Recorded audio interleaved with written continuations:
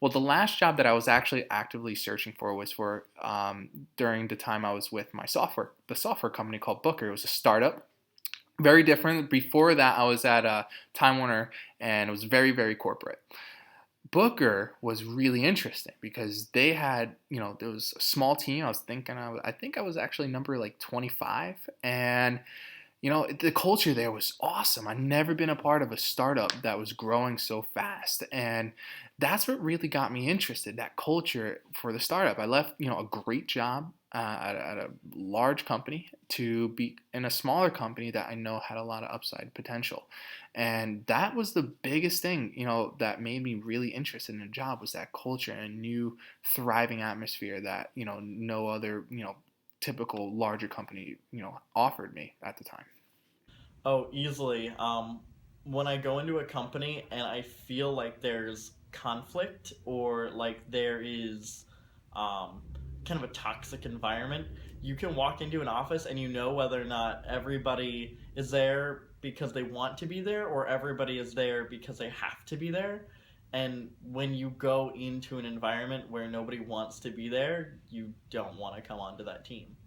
Yeah, there was one that turned me away. I was interviewing at a startup, a larger startup, so not too small. And what turned me away was the job as it was pitched in the position description was being told to me it had this very vibrant culture. Kind of this, everybody out on one floor, everyone collaborating with each other's departments, being able to lead and run with your own projects. Kind of allowing for that flexibility and openness and that transparency that a lot of like small fun companies have. By the time I got to the second interview, I learned that was not at all what the company was like.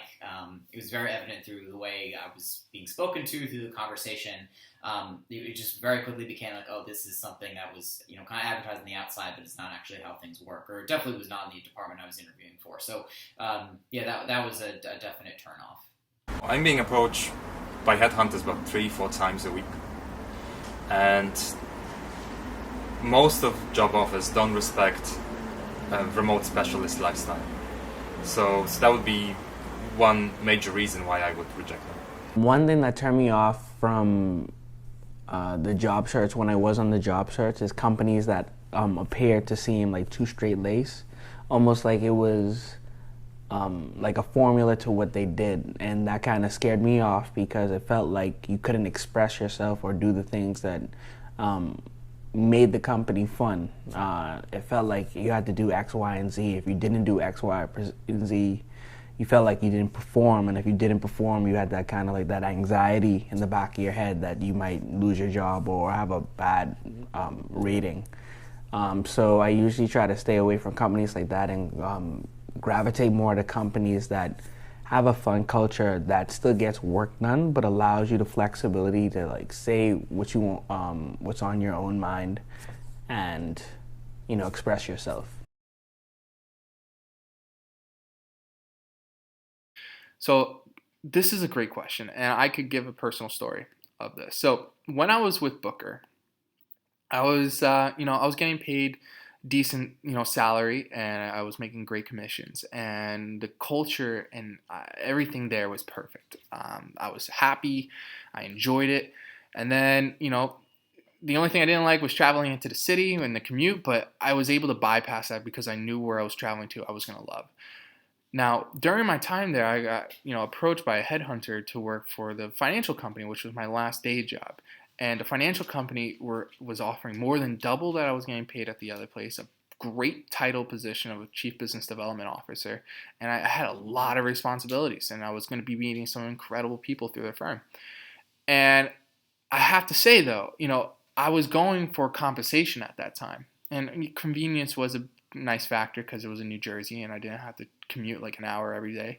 But I really drove me was the compensation. I thought that would be the thing that would make me ultimately happy. And the moment I went there, the culture and everything was completely different.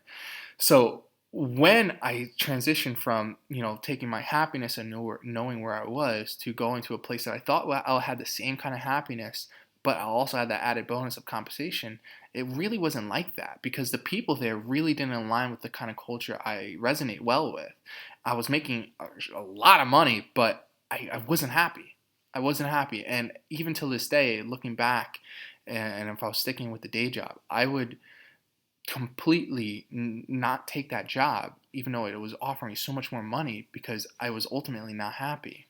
And when you think about your pursuit of happiness, the pursuit of happiness is more of what fulfills you, not what fulfills your pockets with cash. So you really want to look at, places that make you happy and fulfill on that happiness rather than fulfill on the compensation. Because ultimately, if you're happy, you're going to do really good at what you do. And if you're doing good at what you do, you're helping whoever you work for do really well as well. And that will in turn compensate you in the long run, rather than trying to find ways or opportunities that pay you short term, but in your happiness in the long term is a shortfall. Creating value and happiness 100%. Not at this point in my life, I'm not really super concerned about compensation. I just know that if I'm happy and I'm learning and I'm doing stuff I love, I'll put out great work, and compensation will come soon enough. Not compensation. As long as I can pay my bills, I'm happy.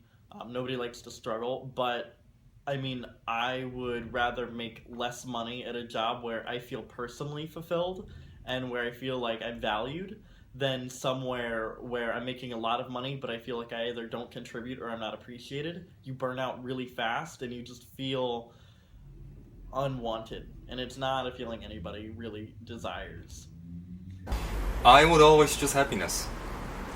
Creative work requires happiness and peace of mind. And with any great work, money will come. So first I would choose happiness. Happiness in work by far is way more important to me than compensation.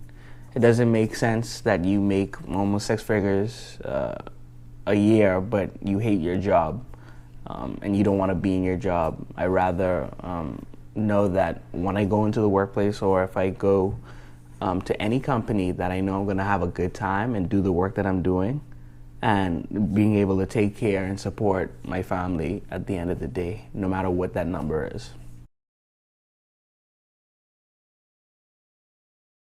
I think the issue with culture is that it's very much inside the walls of the building. It's kind of inside the chat rooms of the company.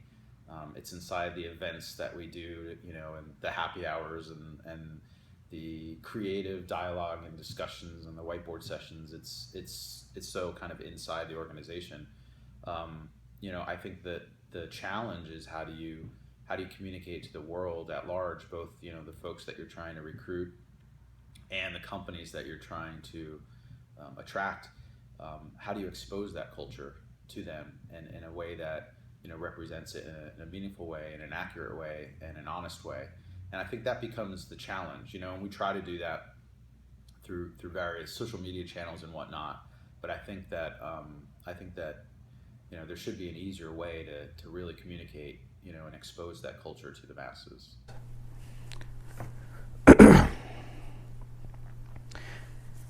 Nowadays, the biggest thing that would attract me to a company is knowing that the company is willing and able to let everybody express themselves. Like if there's a company like Google or Facebook that has fun cultures, but they also know that they get work done, these are companies that kind of entice me to do what I want to do, because it's kind of what is known in the industry right now is that there's been a lot of tests and a lot of talk about how do you form a best culture and a best practices in the workplace.